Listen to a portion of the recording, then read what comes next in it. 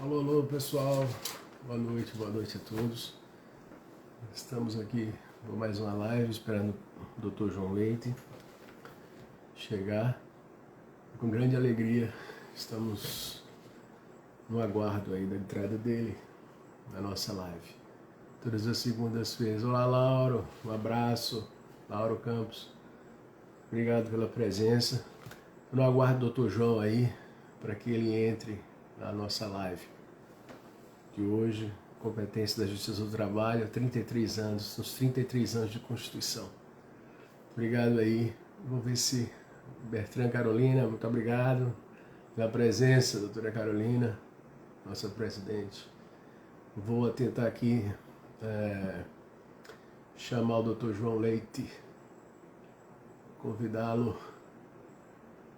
João Leite, convidá-lo, João Leite. Espero que ele esteja a postos. Entrar ao vivo aqui com o João Leite. Boa noite a todos. E no aguardo aqui, doutor João. Carolina já está aqui. Maria das Graças também. Obrigado pela presença. Estamos...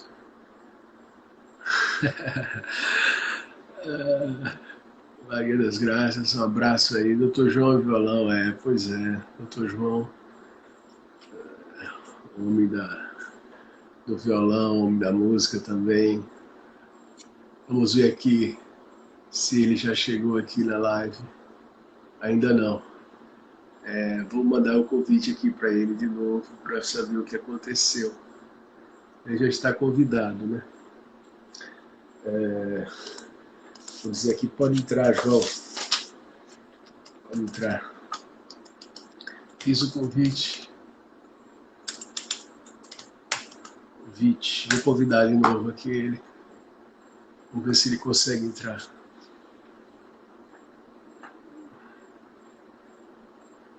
Se ele consegue entrar. João. Estamos aguardando o João Leite, Alaneide, um abraço aí por sua presença. Estamos esperando nosso convidado, Dr. João Leite.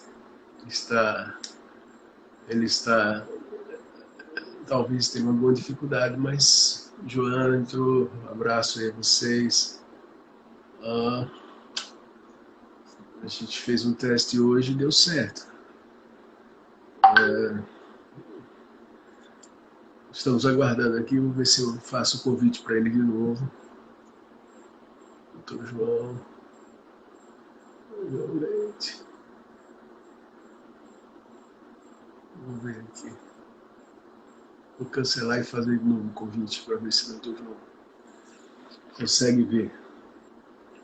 Obrigado aí pela presença de todos. Grande alegria estar aqui com mais a Matra 19, projeto Nossa Madre Ouvido. Carlos Francisco também, obrigado pela presença na nossa live, sempre muito boa a sua presença por aqui. Estamos no aguardo do Dr. João. Vou perguntar aqui no que é que houve. O que houve? Está havendo dificuldades aqui na entrada, né? Aceitado, doutor João aqui, ele já aceitou. E vamos entrar aqui ao vivo com o doutor João. Doutor João. Já entrei. Acabei de entrar agora. Doutor João. Rapaz, que prazer recebê-lo aqui. Vai desculpando meu analfabetismo digital, porque eu sou realmente da velha guarda. Todos nós estamos aprendendo eternamente, né, João? Todos nós. Faz parte. É um prazer recebê-lo. É bom que também os nossos convidados estão chegando. E é bom que a gente converse aqui só as preliminares do que você espera sobre essa live de hoje da Matra 19, do projeto A Matra Convida, que é vida de viver, João, vida. A gente chama personalidades ilustres de todas as áreas, né, especialmente o direito. E eu fiquei incumbido nessa parte da área jurídica, mas tem a área espiritualizada, tem a área saúde, finanças. E hoje nós estamos com um tema muito importante, que é um tema da competência da Justiça do Trabalho, nos 33 anos de Constituição. Então, eu queria, antes, só para nossos convidados chegaram, Carolina está presente, tem mais muitos convidados aí, se você conhecer também o Lauro Campos, a, a,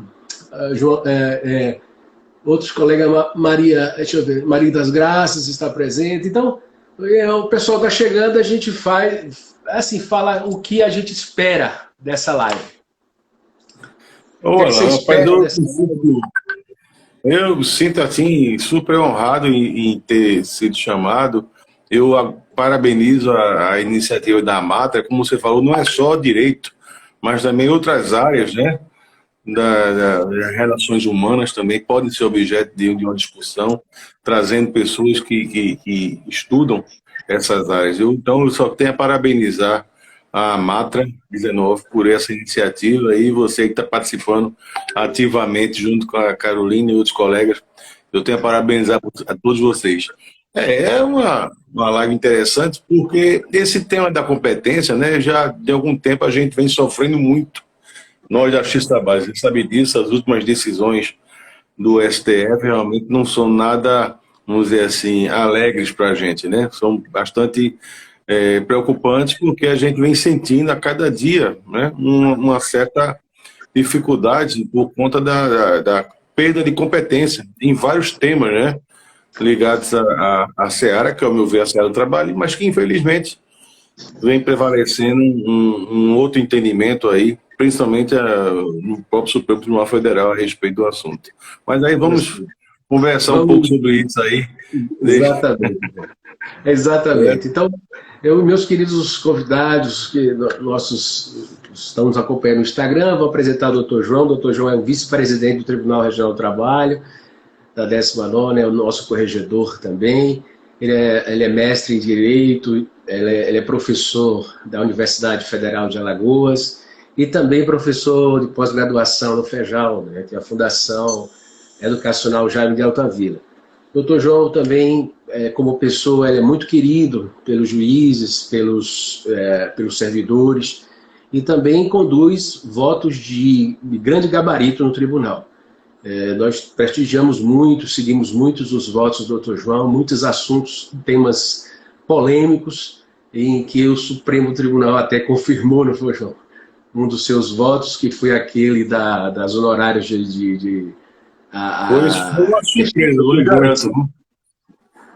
uma surpresa, foi até uma surpresa, para mim, eu acho que para muitos, né, essa decisão do STF com relação aos honorários advocatícios. E eu achei interessante, eu até acompanhei um pouco a sessão de julgamento, o voto da ministra Rosa Weber, pelo que eu escutei, foi muito na linha do que a gente trabalhou no acordo do nosso tribunal. Eu acho que o nosso tribunal deve ter sido, se não for o primeiro, foi um dos primeiros a declarar a inconstitucionalidade do parágrafo 4º, artigo 791A. Então, para nós também foi um alívio, viu? Porque o que tinha de recurso de revista, de advogados, né, das empresas, para o TST, com o intuito de alterar, reformar os nossos acordos, né, onde nós mantínhamos a inconstitucionalidade, era muito recursos, né? Então, graças a Deus, não vamos ter esse retrabalho, porque não vai haver a reforma nesses aspectos, né? Verdade. Foi muito positiva a decisão e realmente o tribunal foi um dos primeiros, o terceiro ou segundo, que manteve a inconstitucionalidade do parágrafo 4º. E foi muito bom o Supremo ter confirmado e uma evolução, não é, na civilização. Nós estávamos até desanimados com as decisões. Mas vamos voltar ao nosso tema de hoje, que é, pessoal, nós vamos falar sobre a competência da Justiça do Trabalho nos 33 anos de Constituição brasileira. 33 anos de Constituição brasileira. Então, a primeira eu vou logo direto no assunto. No assunto é que quando veio a Constituição, muitos doutrinadores, os juízes, nós todos, os desembargadores, alguns ministros também, disseram, olha, a competência ampliou, é ampla. E você viu, você também escreveu textos sobre isso, e foram gastos rios de tintas, João, rios de tintas para dizer, olha, a competência é ampla. Mas com o tempo, como você mesmo falou, o Supremo Tribunal disse, olha, não é bem assim. Então, eu queria que o amigo dissesse, doutor João, qual o recado que o Supremo Tribunal Federal nos dá no ontem e no hoje? Qual o recado, qual é a diretriz, o que ele quer dos juízes do trabalho?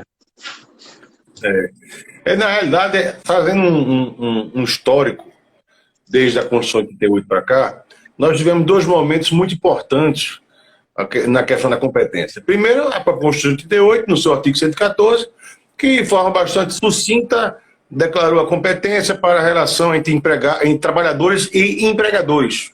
Não é isso? Aí a questão para muitos havia uma ampliação, mas para outros não. Então ficou uma coisa meio dúbia, mas o que definiu foi a expressão empregadores, que estava contido na redação originária, né, do inciso 1º do artigo 114, de forma que prevaleceu a ideia de que a Justiça do Trabalho realmente só seria competente para as relações de emprego. Houve aquela discussão no que diz respeito ao estatutário, né, até a 3395, se não me engano, a ADI, né, no final decidiu que, de fato, a relação de trabalho, né, não caberia a relação estatutária, não compreenderia a relação estatutária. Mas o momento também que eu acho mais importante foi a emenda constitucional número 45, porque essa sim, né, foi que editou um texto mais completo, mais amplo, trazendo 9 incisos, né, sobre a questão da competência do trabalho, estabelecendo várias, né, matérias referentes. E o que é importante é que o inciso 1º do artigo 114, já com a redação da emenda constitucional 45, ele excluiu a expressão empregadores. Porque ele colocou apreciação das relações de trabalho, né? Ou seja, a Justiça do Trabalho passaria a ser competente para apreciar todas as ações oriundas das relações de trabalho. Ficou por aí. Não entrou especificamente na denominação jurídica dos participantes da relação de trabalho. E aí sim, como você falou, foi um momento de euforia, porque entendíamos que teria havido, de fato, uma expansão, vamos dizer assim, um aumento significativo da competência do Justiça do Trabalho, abarcando não só a relação de emprego, como diversas outras relações de trabalho, não é? Mas aos poucos essa euforia foi cedendo a uma certa tristeza por conta das várias decisões que começamos a ter no âmbito do STF. Primeiro teve essa que eu falei, do estatutário, né, onde o STF entendeu que a relação entre o poder público e os seus servidores, marcadamente a estatutária, está fora da competência da Justiça do Trabalho, né, porque aí eles fazem uma interpretação bastante restritiva, inclusive do termo relação de trabalho.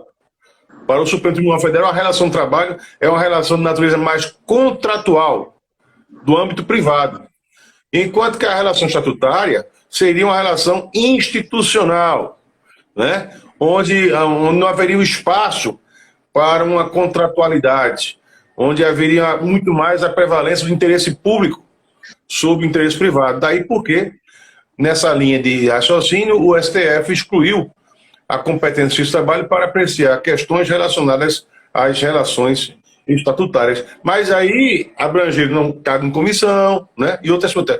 Depois veio uma outra questão, que era a contratação temporária, que está lá prevista no inciso 9º do artigo 37, né? A lei disporá sobre a contratação temporária, uma contratação visando a uma excepcional necessidade temporária, né? E aí o que aconteceu foi que alguns municípios e até estados bem começaram a criar leis, né, regulamentando essa contratação temporária. Só que no primeiro momento, os trabalhadores que não concordavam com essa contratação, achando que havia alguma invalidade nessa contratação, eles entraram com a ação na Justiça do Trabalho, solicitando a declaração de fato de uma relação de emprego e não de uma relação nos moldes da legislação da Constituição Federal no que diz respeito à contratação temporária.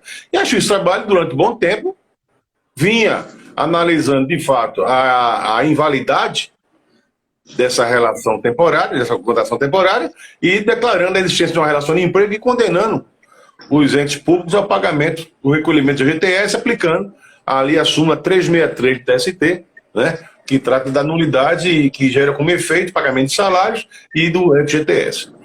Só que aí, o Supremo Tribunal Federal, ao examinar, não sei se foi uma ADI ou foi um recurso extraordinário, ele declarou que a contratação de trabalho temporário também tem natureza jurídica e administrativa.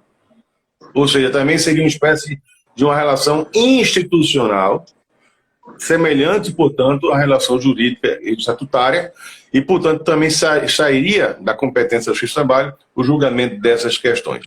Eu me lembro, Alan, que durante esse tempo em que o STF estava decidindo essa questão, nós tivemos várias ações trabalhistas, como é o comum até hoje, contra municípios, né?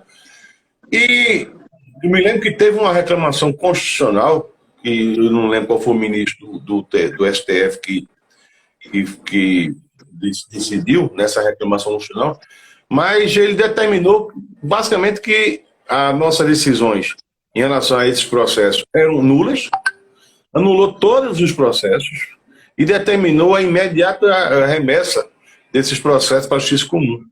Tá? Então, e aí tem umas questões interessantes, porque nós tínhamos processos em que sequer existia lei regulamentando a contratação temporária. É verdade. Tínhamos processos, o município alegava isso, não, houve a contratação temporária na forma da Constituição Federal, mas não trazia sequer a lei, não existia sequer a lei regulamentando. Né? Aí vamos para o ponto de virada. Se eu não tenho a regra jurídica, como é que eu vou fazer a incidência, né, sobre o fato? Né? Então não havia nenhuma relação jurídica ali no contrato temporário. Mas até esses processos foram no meio e todos eles foram declarados nulos. Não é? Tínhamos situações também de bastante abuso na contratação desses trabalhadores, né? E principalmente, por exemplo, juntava-se a lei, mas não se juntava o contrato. Como é que eu vou dizer que houve o fato? A contratação para o trabalho temporário, sem ter o contrato firmado. Né? Então, você tinha várias situações que, mesmo aplicando-se a decisão do STF, no que diz respeito à incompetência, mas tinham situações de irregularidades. Né? E aí, Alan, é interessante, eu gosto de começar, porque você é um grande fã do Pontes Miranda, um estudioso profundo da sua obra, eu estou acompanhando, estou lendo, embora com certa vagueza, porque devagar, porque é pesado, viu? Você escreveu ali, mas ali o negócio é você tem que ler, às vezes tem que parar 2 vezes para ler, porque a reflexão realmente é muito forte, muito profunda que você está colocando ali no livro. Mas aí, você for analisar essa questão da competência, na realidade, estão trabalhando não com... Está cortando, mas pode seguir, João. Estão trabalhando com o plano da existência, na realidade. Eu não estou trabalhando ali com o plano da invalidade, como o Supremo Tribunal faz, que o juiz, a Justiça Comum é quem vai declarar a invalidade. Não! Ali estamos trabalhando com o plano da existência. E aí eu chamo a questão por uma questão muito simples. A Constituição 88 foi uma Constituição que nasceu num contexto político, social, né, onde você tinha o neoconstitucionalismo chegando no período pós-guerra. O Brasil estava entrando num processo de redemocratização. Né? Então, todos esses elementos, esses fatores que nós chamamos de fontes materiais, foram importantes para que nós tivéssemos uma Constituição plena de reconhecimento dos direitos fundamentais, direitos sociais, individuais, sociais, de primeira, segunda, terceira, quarta geração, né? E o que acontece na nossa Constituição Federal? Está lá o valor social do trabalho como um dos princípios, fundamentos da República Federativa, juntamente com a dignidade humana. Ele ainda também está inserido na ordem econômica, quando diz que a ordem econômica baseada na valorização do trabalho, não é? Como ele também está na ordem social, quando diz que a ordem social será baseada no primado do trabalho. Ora, quando você tem o trabalho, não é, reconhecidamente, num plano constitucional, como um elemento importantíssimo para a própria sociedade, né? E aqui é interessante observar que o Papa João Paulo II, na sua encíclica Labore Essence, se não me engano o nome da encíclica do João Paulo II, ele traz uma coisa interessante. Ele diz, olha, a abordagem subjetiva do trabalho é que deve prevalecer. E essa abordagem subjetiva, na realidade, ela contém 3 elementos importantes.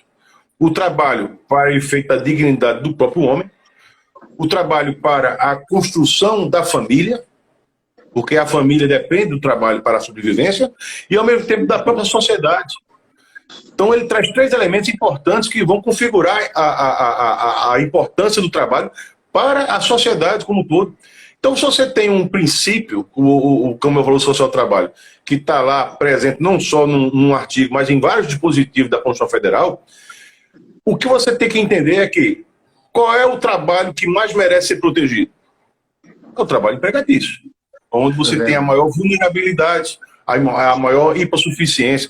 Então, qualquer questão relacionada ao trabalho, onde você vai discutir qual a relação do trabalho que existe, primeiramente tem que se examinar se existe uma relação de emprego, porque é essa que merece maior proteção. Então, a partir do momento que o Supremo retira da competência do trabalho o exame e o reconhecimento da existência de uma relação de emprego, ele está, ao meu ver, desconsiderando a importância do princípio do valor social do trabalho. E se temos uma justiça especializada para justamente declarar a existência de uma relação de emprego, né, você não tem como você afastar dela essa competência. Tá? E aí outras questões foram surgindo. Não é? Eu sei. Você quer falar um comentário? As reflexões são positivas que você trouxe, muito positivas. E é por aí mesmo. Agora, eu estou lembrando ao amigo que nossa live tem convidados de direito e convidados de outras áreas. Então a gente tem que fazer uma linguagem meio termo. Nossos convidados são ecléticos também. Não, mas siga aí no seu raciocínio. É só para explicar sobre a competência, que pessoal, é o limite de julgar. O Supremo Tribunal Federal, ele em várias decisões, eles nos deram diretrizes sobre o limite de julgar. Mas, João, suas reflexões são importantes. Então, para você, o Supremo Tribunal, com o devido respeito, obviamente, ele confundiu a relação de trabalho com relação de emprego. Ele colocou no mesmo... Olha, relação de trabalho, onde se lê relação de trabalho para os juízes, para a competência da Justiça do Trabalho, o poder de julgar, é a relação de emprego. Você vê isso? Se você for observar os julgados do STF, a raça dissidente, você percebe claramente essa questão, onde eles de fato chegam a esse ponto de identificar a relação de trabalho como uma relação de emprego. Infelizmente é assim. Eu estou aqui com um voto do ministro Carlos Veloso, na época da ADI 492, onde se discutiu aquela questão relacionada à greve do serviço público. Se a competência, da Justiça do Trabalho, os dissídios coletivos, né? E aí ele declarou a inconstitucionalidade do artigo 240 da lei e tal. Veja que ele aqui, tem um trecho aqui, eu peguei aqui do texto dele, diz: e no tocante à competência do trabalho, entendeu-se que, por relação do trabalho, deve-se entender apenas aquelas regidas pelo CLT. Porque a Constituição teria optado por distinguir o trabalhador, sinônimo de empregado, do servidor público. Então vejam que isso foi a abertura, foi o caminho, essa decisão, que levou, inclusive, lá na frente ao STF também, na 3395, e em outras situações, afastar a competência do Justiça do Trabalho, entendendo que a expressão relação de trabalho, né, está mais atrelada a uma relação de emprego do que a uma outra tipo de relação. E isso é muito preocupante, Alan. Você tem a ideia agora, recentemente, tivemos outra decisão agora do ministro, eu acho que o ministro Fux, uma cautelar, em que ele reconheceu que a competência para conflitos de estágio, contrato de estágio na administração pública também é da justiça comum. Vejam. Até para eles dizerem se é fraude ou não, né? Pois é, não, qualquer discussão acerca do contrato de estágio. Por exemplo, a administração pública ela faz uma seleção para estágio. Eu sei. Estagiário de direito e tal. Estagiários. Ora, o contrato de estágio é um contrato privado. É verdade. Tá, 11788, é uma lei que rege, é um contrato privado. O fato do poder público realizar atos de direito privado não convalesce, não torna o ato privado em ato administrativo, ou ato de natureza administrativa. É verdade. A União Federal, a Fazenda Municipal, eles podem praticar de direito privado. Quando o Estado aluga um imóvel, ele está praticando um ato de locação, é um ato privado. Né? É e esse ato de locação não é um ato que vai se tornar natureza jurídica administrativa, não. Entendeu? Então, da mesma forma, como é que eu vou dizer que a administração pública faz um contrato de estágio e esse contrato de estágio passa a ter natureza jurídica administrativa, como se fosse uma relação institucional nos moldes de uma relação estatutária ou de uma relação de contrato temporário? É verdade. Pois está nessa linha a questão essa situação relacionada a estágio, entendeu? Então é muito preocupante quando a gente vê essas decisões, onde a gente mostra claramente que o Supremo Federal ele vem, de fato, excluindo vários tipos de relações de trabalho, da competência de trabalho, quando a emenda constitucional foi muito clara. As ações oriundas da relação de trabalho. Né? Então, nós tínhamos toda aquela euforia, entendendo? Agora a gente vai julgar trabalho autônomo, eventual, estágio, né? Todo tipo de relação de trabalho. Não. Está começando a haver mais ainda uma restrição. E a última agora, meu amigo, é que essa foi terrível. Não sei se você está sabendo. Do motorista autônomo. Rapaz, agora, recentemente, o Supremo Tribunal Federal deu uma decisão. Né? Eu estou com ela aqui, deixa eu ver se eu consigo. Declarou a constitucionalidade, não foi? Da lei. Foi da lei 11.442/2007. Mas nesse ponto, assim, entendendo que a terceirização é lícita. Ou seja, uma empresa de transporte rodoviário pode terceirizar a própria atividade de transporte rodoviário para um terceiro, contratando motorista autônomo. Aí, nesse ponto, o STF entendeu que a terceirização não seria ilícita, mesmo sendo da atividade fim. O problema todo é que, no final, ele ainda entra na questão da competência. E declara o seguinte, a minúcia aqui, na decisão dela. As relações envolvendo a incidência da Lei 11.442/2007 possuem natureza jurídica comercial, motivo pelo qual devem ser analisadas pela justiça comum e não pela justiça do trabalho. Ainda que em discussão a alegação de fraude à legislação trabalhista consubstanciada no teor dos artigos 2º e 3º da CLT. Ou seja, é uma perplexidade. Motorista autônomo. Pois é. Agora veja só. Ele tratou só do motorista autônomo. É verdade. Mas daqui a pouco vai se expandir. Então vamos ver, daqui a pouco vamos ter a possibilidade de um contrato de representação comercial, onde o trabalhador vem dizendo que ele não era representante comercial, na realidade ele era empregado, porque não tinha autonomia. Daqui a pouco vão dizer que a competência não é mais nossa. É verdade. Isso nos preocupa bastante, né, João? Nos preocupa bastante, porque milhões de causas, várias causas, que correm na Justiça do Trabalho, e eu tive essa dúvida em vários processos de autônomos, dos processos, rapaz, será que essa decisão da ministra do Supremo se estende a todos? Eu fiquei na dúvida, e os advogados também não sabiam. Mas a raça dissidente é muito parecida com outras situações. Né? É muito porque parecido, também que o objeto aqui foi a Lei 11.442, mas nada impede que lá na frente essa mesma raça dissidente, que é a razão de decidir, raça dissidente é a razão de decidir, que são os fundamentos, também venham se aplicar para outras situações. E aí, Alan, tem uma questão muito complicada, que é a questão da pejotização. É verdade. Eu sempre dizia que quando começou a se discutir essa questão de atividade fim, de terceirização de atividade fim, as pessoas ficavam preocupadas, não, mas aí atividade fim e tal. Minha preocupação não era tão essa, porque hoje o que acontece? Você pode reconhecer que a terceirização hoje, quando uma empresa contrata uma outra empresa, e essa outra empresa tem seus empregados, há uma responsabilidade, a própria legislação dá, até solidária, quando se trata de matéria relativa à higiene, segurança do trabalho. Mas a pejotização é complicada. Imaginar um colégio que contrata um professor como PJ. Uma clínica de fisioterapia contrata um fisioterapeuta como PJ. Né? Um professor de educação física contratado como PJ numa academia de ginástica. E isso está começando a ocorrer. E essa pejotização, que a gente sabe que em muitas situações é fraudulenta, porque esses trabalhadores não têm nenhuma autonomia, na realidade eles são tão subordinados como qualquer empregado, né? E aí o que acontece é que daqui a pouco essa pejotização também vai chegar no Supremo, a questão da competência. Se vai ser ou não competente para isso.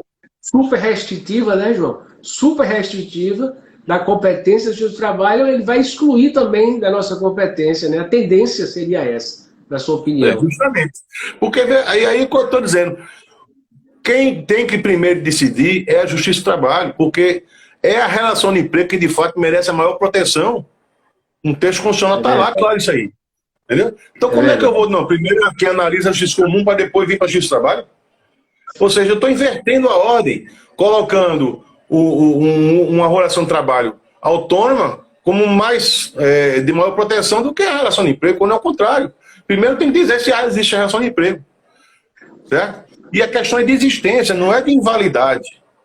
Eu não vou declarar a invalidade de um contrato, eu vou declarar que ele não existe, porque existe, ao contrário, uma relação de emprego. E cabe a nós decidirmos sobre a relação de emprego. É uma questão. E vejo que aqui no voto da ministra é uma questão até complicada, como se desse, talvez, até mesmo poder da Justiça Comum declarar se houve ou não relação de emprego. Eu tenho até receio. Do jeito que está colocado aqui os fundamentos dela, eu fico até na dúvida se também seria a Justiça. Agora, a Justiça Comum também passaria a ser competente para declarar se houve ou não relação de emprego. É uma situação muito. Perplexidade, não é, João? Perplexidade.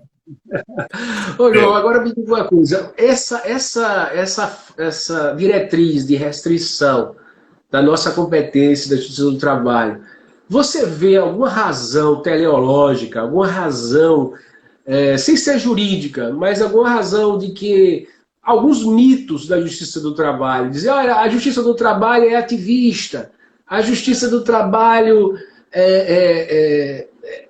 assim, alguma razão que a gente sabe que é mito, e bate na questão do mito. A Justiça do Trabalho protege o empregado a todo custo, não é assim. Né? O empregado se esforça para provar os seus direitos, o empregador também se esforça, não é assim como ativismo. Mas você vê que alguma explicação assim, subjetiva para que essa restrição forte na competência da Justiça do Trabalho? A gente não pode dizer alguma intenção que expressamente que há... Oi? Como é? Tá a gente não pode falar que vamos dizer assim, essa reação a um possível ativismo judicial da Justiça do Trabalho seja o motivo. Porque isso não está expresso em nenhum voto, a gente não percebe. Os votos vão em cima da interpretação que se faz da regra, né? Mas a gente, claro, fica com certa dúvida se de fato não há uma certa preocupação assim com uma atuação mais incisiva do Justiça do Trabalho nessa questão da proteção da relação de emprego. Né? A gente fica realmente pensando se isso também não faz parte. Mas a gente não pode dizer que seja isso, porque isso não está claro, e por bem a gente não percebe isso nos votos. Isso percebe, de fato, é uma interpretação acerca da natureza da relação de trabalho, tal, como se fosse uma relação de emprego, tal, mas não se chega a ver nenhuma posição. Eu me lembro que o Toffoli agora em um voto dele, não sei se você acompanhou também na passagem do voto dele, lá desse processo dos honorários, ele falou, eu queria que não houvesse o X-Trabalho no Brasil. Né? Mas ele falou isso, e aí eu entendi, não foi no sentido de que ser contra X-Trabalho. É porque para ele a X-Trabalho, na realidade, a existência do X-Trabalho significa a existência de um conflito grande entre capital e trabalho. Né? Ou seja, de que não há uma harmonização nessa relação. E, portanto, precisa de uma justiça do trabalho para julgar essa relação. Eu entendi mais ou menos assim o que ele falou. Mas outros podem ter outra leitura, né, daquilo que ele mencionou no seu voto lá, nesse caso dos honorários advocatícios. Eu acho que a X-Trabalho não tem nada de ativismo. Ao contrário, eu acho, até porque, veja só, o TST vinha considerando a constitucionalidade parcial, pelo menos, dos honorários. As decisões do TST eram quase todas no sentido de admitir a constitucionalidade apenas no que diz respeito àquela situação do crédito, né, do crédito suficiente para a exigibilidade dos honorários, que aí precisaria de uma alteração profunda no status social e econômico do trabalhador. Mas reconheciam a possibilidade, sim, da condenação do trabalhador e por suficiente, mesmo benefício gratuito. Então, onde é que você está vendo ativismo aí? Não vi ativismo, ao contrário. O STF deu uma posição contrária àquilo que o próprio TST vinha defendendo. E muitos tribunais também vinham mantendo a condenação, vários juízes estavam mantendo a condenação. Mas aqui no nosso tribunal, mesmo em Alagoas, apesar do nosso tribunal ter declarado, né, nesse incidente inconstitucionalidade, a inconstitucionalidade do parágrafo 4, mas nós tínhamos várias sentenças de colegas, inclusive até um colega nosso, desembargador, também votando contra. Né? Então, eu não vejo essa ideia de ativismo judicial ou de uma posição ideológica, né, de esquerda. Tá? E existem, em todas as justiças, cada magistrado tem a sua visão de mundo, né, a sua visão de como deve interpretar as normas e as regras de direito. Né? É como a gente diz, a interpretação, na realidade, ela é subjetiva. Não existe conhecimento puro. Né? Todo conhecimento está atrelado à história do intérprete. Eu interpreto uma lei, eu interpreto um fato, eu interpreto um texto segundo a minha visão de mundo, segundo a minha ótica de vida, segundo a minha experiência social, né, tal. Então isso ocorre com todo mundo, inclusive no direito. Né? Então eu acho que essa ideia de ativismo judicial... Oi? Eu sei. E também, João, as decisões se equilibram. Se houver algum exagero, assim, pode acontecer algum tipo de uma decisão que seja considerada um exagero, o tribunal corrige. Ou então, Exato. Se houver alguma coisa que não siga a jurisprudência superior, o TST também vai corrigir. Não é? Então, as decisões se equilibram muito. Então, eu também não vejo ativismo. Até porque, geralmente, os tribunais são mais conservadores do que o primeiro grau. O primeiro grau, o juiz sente mais liberdade para decidir, sente mais assim, até mesmo mais independência nesse sentido, não no sentido de escravo, não, no sentido de que ele sente mais liberdade de até decidir, porque tem um segundo grau para recor. Né? No nosso caso lá no tribunal é mais complicado, porque a gente sabe que nem todos os nossos julgamentos são passíveis de recurso de revista. Né? E muitas vezes a gente tem que ter um certo cuidado na aplicação do direito por conta disso. Você passou lá no segundo grau, você decidiu um pouco diferente, a gente fica mais preso mesmo às súmulas do TST, porque a gente sabe que não adianta você querer decidir contra uma súmula, porque lá na frente vai, né? O TST reforma aquela decisão e você cria uma falsa expectativa. Então, por isso que os tribunais eles são mais conservadores, eles tendem a ser mais conservadores. Isso é um fundamento claro para a gente repelir essa ideia de ativismo judicial, de ideologia tal, né, que venha conduzir os julgamentos do Justiça do Trabalho. Pois é, João, tá cortando um pouco, João, tá falhando um pouco Eu não sei se é aqui. aqui, eu não sei se é aqui ou aí, ele está falhando um pouco, mas dá para ouvir bem. Ô, João, e também falo isso por alguma razão subjetiva para o STF ser muito restritivo na Justiça do Trabalho, uma razão.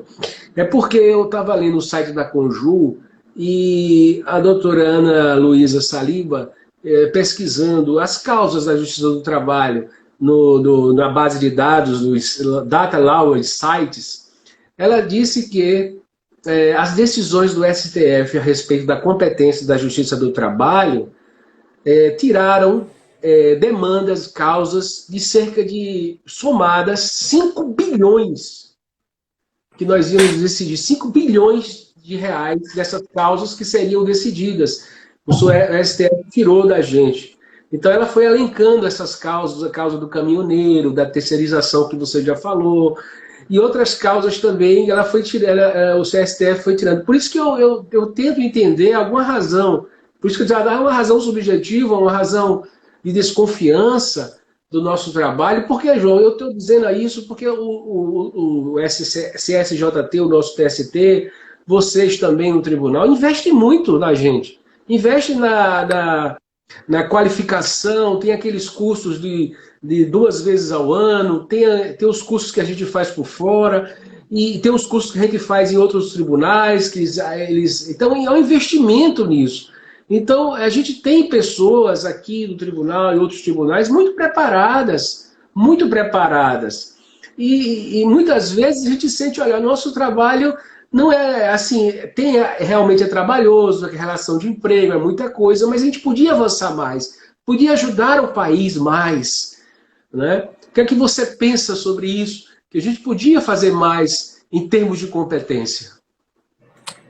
Na certa ocasião, eu fiz um pequeno curso sobre economia de trabalho lá na Unicamp, até fomos convidados lá pela Escola Nacional. E na época, lá na Unicamp, eu comprei 2 livros. Eu gosto também, além de direito, eu gosto também de estudar um pouco sobre sociologia, economia, porque eu acho interessante.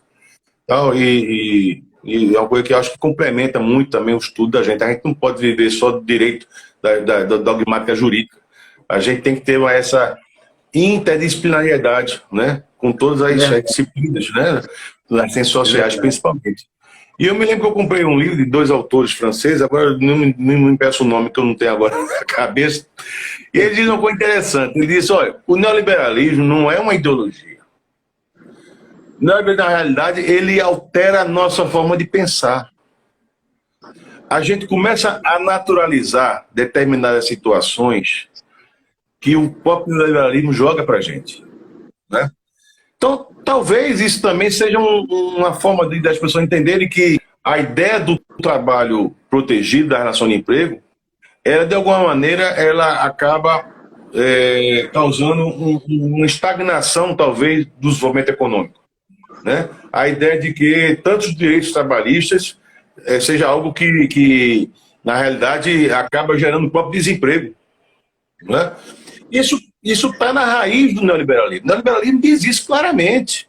Quanto mais direitos trabalhistas, menos emprego vai ser gerado. É a retórica que eles usam, né? E que vem sendo repetida desde o governo lá do Temer, e com a reforma trabalhista, e o próprio presidente da República. O que saiu ontem, acho que foi hoje na UOL, que o governo federal não quer mais receber bens daqueles taxas que o Ministério Público do Trabalho realiza e que muitas vezes geram receitas para custear as ações de fiscalização do trabalho. Eu vi. Então você tem carros, equipamentos, tal. E isso são frutos até dos taxas que o Ministério Público do Trabalho exerce. Mas saiu ontem na UOL dizendo que o governo proibiu que os Ministérios do Trabalho, as seções estaduais, recebessem esses bens. Isso é o quê? Para dificultar e, mais ainda, impedir a fiscalização trabalhista, né?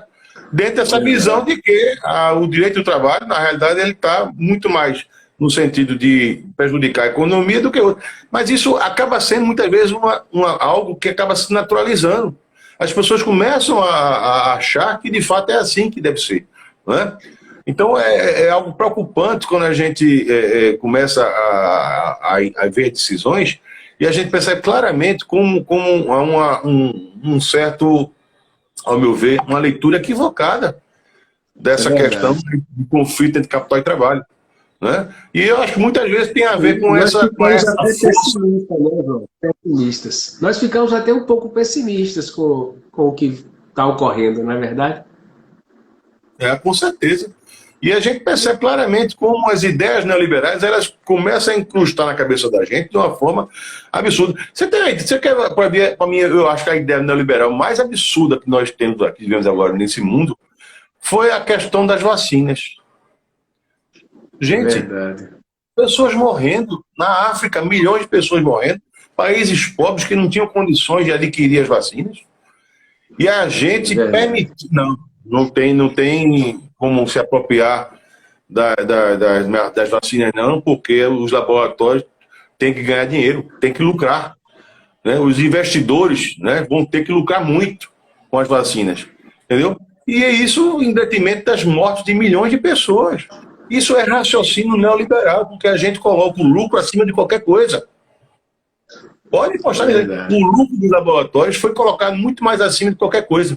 Né? Então, isso é teologia neoliberal. E muita gente concorda, não é assim mesmo, tem que ser, porque o mundo é assim mesmo, a coisa é dessa forma e realmente não teria como a gente se apropriar das vacinas que foram produzidas. Né? Mesmo se pagando indenização, mas não gerando a lucratividade absurda que estão querendo gerar, estão gerando, né? Em relação a isso, e em detrimento da morte de milhões de pessoas. Né? Principalmente nos países mais pobres. É verdade. Mas a gente nunca vai deixar de defender o que é justo, né, João? Pelo menos a gente tem essa ideia do que é justo, da justiça, a gente tem que defender, colocar na frente e não desistir dela de modo algum. Ô, João, voltando ao tema competência, e também já quase a gente vai entrar nos nossos finalmente, mas assim, agora não, daqui a uns 10 minutos, mas eu estava lembrando, você participou de várias palestras, você escreveu sobre a competência dos encargos previdenciários, que você achou o maior absurdo que existe na seara da competência. Você ainda continua achando absurdo? Eu vou explicar, eu quero que você explique por que você achou essa competência sobre os encargos previdenciários na Justiça do Trabalho um absurdo, para entender se seu raciocínio continua o mesmo ou mudou. Você está lembrado disso, que você deu palestra sobre isso, você escreveu sobre o tema em alguns eventos? Teve uma questão assim, muito interessante que diz respeito às contribuições de terceiro. Não sei se é sobre isso que você está querendo falar. Estou querendo falar sobre aquelas contribuições previdenciárias que nós somos competentes apenas das sentenças que proferir. Ou seja, se a pessoa alegar negativa de vínculo, não tem vínculo, a pessoa não pode cobrar as contribuições mês a mês. Ele vai ter que ir para outro lugar, para a Justiça Federal, sei lá, para cobrar as contribuições previdenciárias. A gente fica com a mão amarrada das sentenças que proferir, apenas dos títulos salariais que vão incidir, né, ao salário de contribuição e vai caracterizar a incidência, a base da cobrança. Mas a gente não tem competência para fazer a cobrança das contribuições previdenciárias do período. Isso significa que a pessoa vai para a aposentadoria, quando vai chegar na aposentadoria, ele vê que não tem lá contribuições. Aí ele vai ter que entrar na justiça, provar aquilo ali. Você ainda permanece com esse mesmo pensamento crítico? Eu permaneço. Eu entendo que deveríamos ser competentes para cobrar as contribuições sociais incidentes, ou até para as parcelas já que foram pagas e que não foram recolhidas. Não faz sentido você deslocar para a Justiça Federal essa competência quando você pode resolver a questão ali no âmbito da Justiça do Trabalho. É um retrocesso, porque você atrasa o cumprimento, a efetividade do direito à aposentadoria. E essa questão é muito complicada, a contribuição previdenciária. Eu me lembro que quando eu ainda estava no primeiro grau, e foi quando a gente começou a contribuição previdenciárias, o que acontecia? O,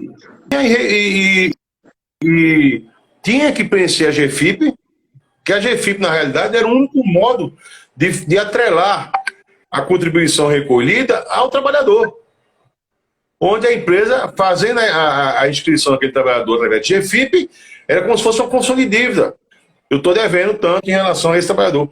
E aí o que aconteceu é que não se exigia o preenchimento da GFIP para as empresas, né? E o que aconteceu é que o pessoal recolhia numa conta geral que ia para o INSS, que não ficava atrelado ao trabalhador, né?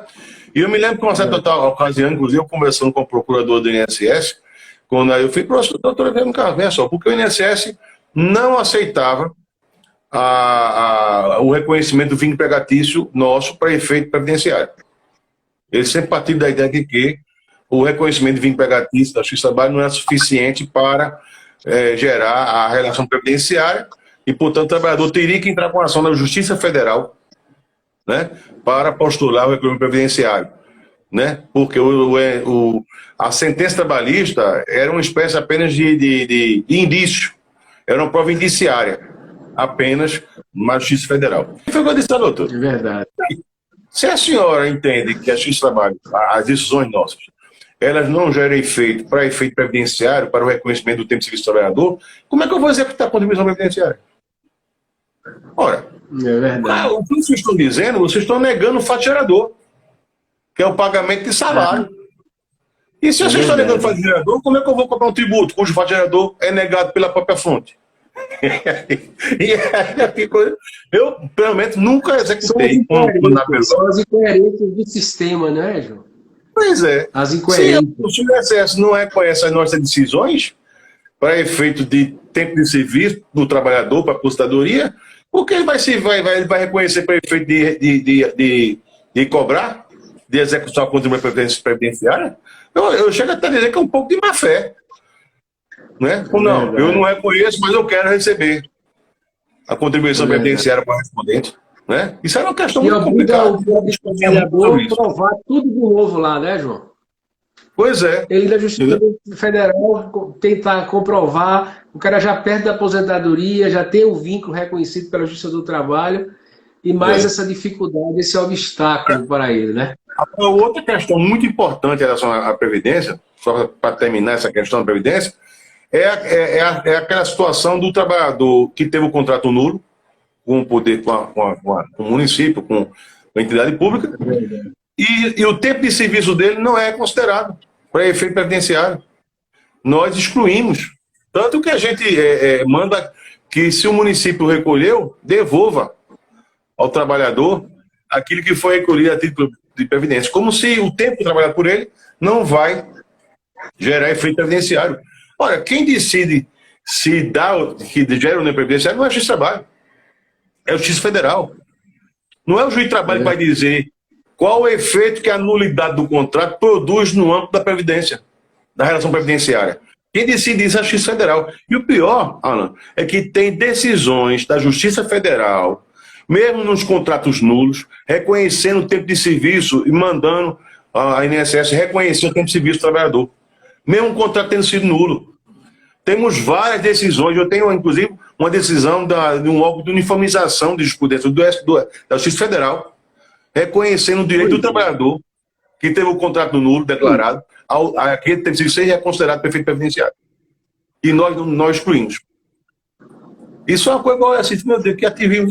É esse ativismo que fala? Entendeu? Eu tenho. Você chama-se contradição, chama-se contradição do sistema, né, João? Exato. Entendeu? Contradição do sistema, porque aqui a gente manda até assinar a carteira, mas recolher as contribuições fica para outra justiça, uma coisa muito sem sentido, que não precisa ser consertado isso aí. Precisamos dos nossos deputados, dos nossos senadores que possam ouvir essa live ou outras palestras, que nos ajudem aí a resgatar essa competência, porque também ajuda o país, ajuda a Previdência, é uma cobrança eficaz dessas contribuições que ficam perdidas. Né? Nesse ponto, a Justiça do Trabalho ela é realmente muito à frente, né, em termos de execução, de maior rapidez na solução dos processos, nas execuções, trabalho. Isso aí pode ir para a justiça em números, você vai ver tranquilamente essa nossa maior agilidade. Isso aí, tanto é que, conversando com o procurador do INSS, ela reconheceu que a Justiça do Trabalho realmente tinha uma arrecadação significativa na contribuição da previdência. Imagine se a gente pudesse recolher tudo. Imagine se a gente pudesse recolher tudo. Então, está faltando aí, João, vontade política, né? Para que isso possa ser esclarecido. Tanto vontade política para esclarecer, de uma vez por todas, o artigo 114 da Constituição Federal, quanto vontade política para que esses encargos sociais sejam cobrados de forma ampla na Justiça do Trabalho, que vai ajudar o país, vai ajudar a Previdência. E a gente tem que entender isso. A Justiça do Trabalho tem preparo para isso, tem estrutura para isso. Não é? É verdade. É por isso que você fala no seu livro que no ciclo social da política existe o autoritarismo. É muito forte o autoritarismo no ciclo social da política, né? Você coloca isso no teu livro, eu lembro que você colocou essa questão. Na política, o autoritarismo é forte, mais do que na ciência, como fala a Ponte Miranda, né? É muito forte, é dos mais fortes que existem. O problema do mundo, talvez, seja o autoritarismo, né, João? Ah, isso é verdade. O problema do mundo. Ô, João, indo já para os nossos finalmente, a última questão agora, que eu quero colocar para você, com o nosso tempo já dando 60 minutos, mas a última questão é sobre o século XXI. O século XXI, Justiça do Trabalho e o século XXI, a competência da Justiça do Trabalho no século XXI. Então, nós estamos vendo aí na Justiça do Trabalho, no Brasil, essas causas de trabalhadores de aplicativos, causas de trabalhadores do mundo tecnológico. O que é que você pensa a respeito, já que existe essa tendência super restritiva, como a gente falou antes, das decisões do nosso Tribunal Superior, do nosso Supremo Tribunal Federal, existem essas decisões restritivas da competência. O que é que você pensa? Será que vamos ter competência também para julgar essas causas de trabalhadores de aplicativos tecnológicos, que a subordinação, eles dizem autônomos, essa subordinação que é muito fluida, a gente não sabe até que ponto são subordinados, até que ponto não são autônomos realmente verdadeiros. O que é que você pensa sobre isso?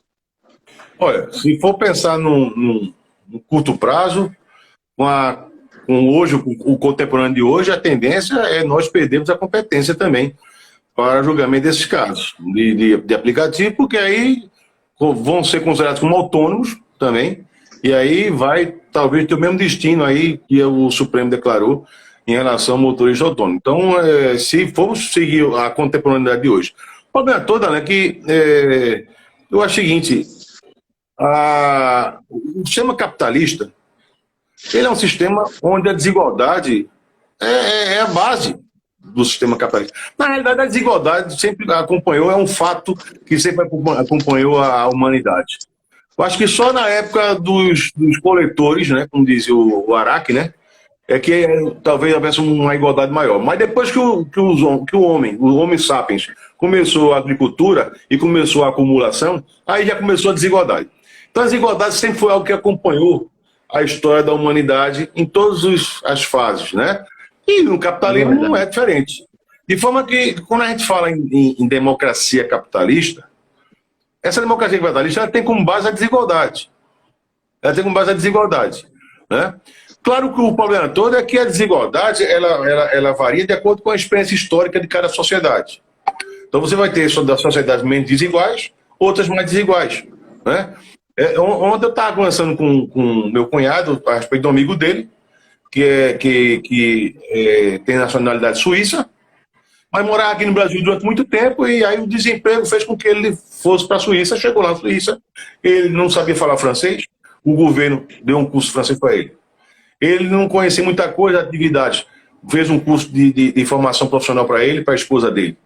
Além do mais, ele recebeu um salário social compatível com um patamar civilizatório, até que ele pudesse melhorar de vida. Né? Então você vê uma outra atitude do Estado. que também é um Estado capitalista, mas cuja a ideia de desigualdade é bem diferente da nossa. Claro que nós temos um problema maior, que é os reflexos do racismo, da escravidão, que até hoje produz a gente, né? Quando as pessoas são contra as cotas sociais, tá? Ignoram a existência do racismo, que até hoje está presente na nossa sociedade, em todos os aspectos, em todos os espaços, né? Então, são situações que eu acho que é muito difícil para a gente enfrentar se não houver, de fato, uma mudança muito séria na política. Muito séria mesmo na política. O problema todo é que essa mudança política vai se dar de duas maneiras, ou de forma democrática, de certa forma, como aí numa democracia capitalista é complicado, ou através de uma revolução. Nesse sentido que eu imagino, infelizmente, como a coisa se processa. Mas, como minha esposa disse que eu sou muito otimista, ela falou, você é muito otimista, né? Eu acredito ainda no homem, né? Eu acredito que ainda chegaremos a uma situação em que, peraí, gente, não dá para continuar do jeito que está. Vamos ter que parar aqui, refletir melhor, né? E ver, né, como poderemos resolver algumas questões que já foram resolvidas por outros países no século passado e que ainda estão presentes no nosso país, né? A miséria, a gente naturaliza a miséria de uma maneira absurda. Quando a gente vê crianças dormindo na rua, pessoas vasculhando lixo para comer, né? Isso é uma coisa terrível no nosso país. Mas eu ainda sou otimista que possamos ainda, eu também. Né, alcançar dias melhores. Vamos terminar, João, com otimismo. Apesar de tudo, de tudo, vamos crer que o país tenha líderes que conduzam a ele a um caminho de igualdade, para evitar esses conflitos, essas guerras. E que eles saibam, João, que nós, da Justiça do Trabalho, fazemos a nossa parte, devolvemos a paz social. Eles têm que ter isso em mente.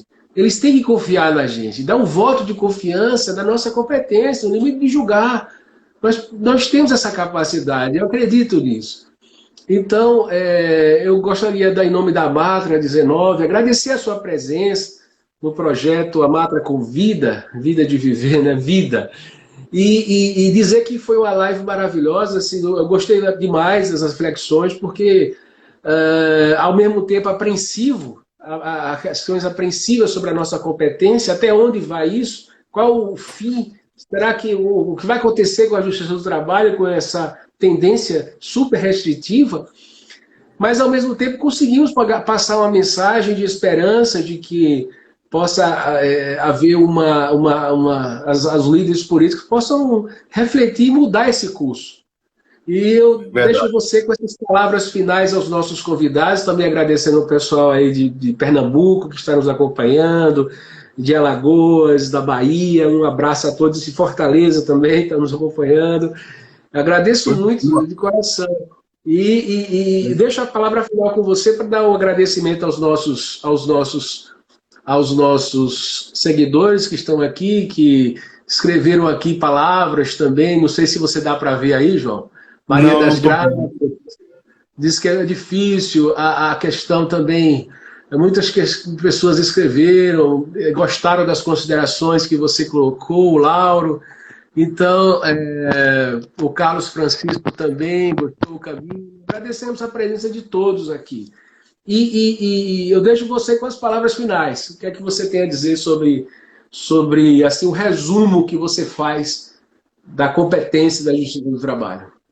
Em que pese a gente vê o quadro atual é preocupante, porque vem-se decisões nesse sentido, mas eu tenho um negócio, vou dizer, sou otimista. E a decisão da semana passada, do honorário advocatício, já aumentou ainda mais a minha esperança, né? Que os fundamentos que foram utilizados naquela decisão permaneçam, né? Possam também ser utilizados em outros julgamentos, principalmente quando se trata da questão da competência do trabalho, reconhecendo a importância do princípio do social trabalho na Constituição Federal, para efeito de sociedade, né? É nesse aspecto que eu quero me despedir, agradecer a Matra, agradecer a você por esse convite, né?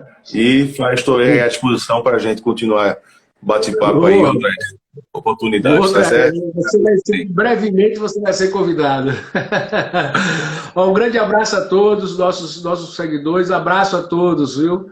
Obrigado, João, obrigado Eu que agradeço. pela noite. Um abraço.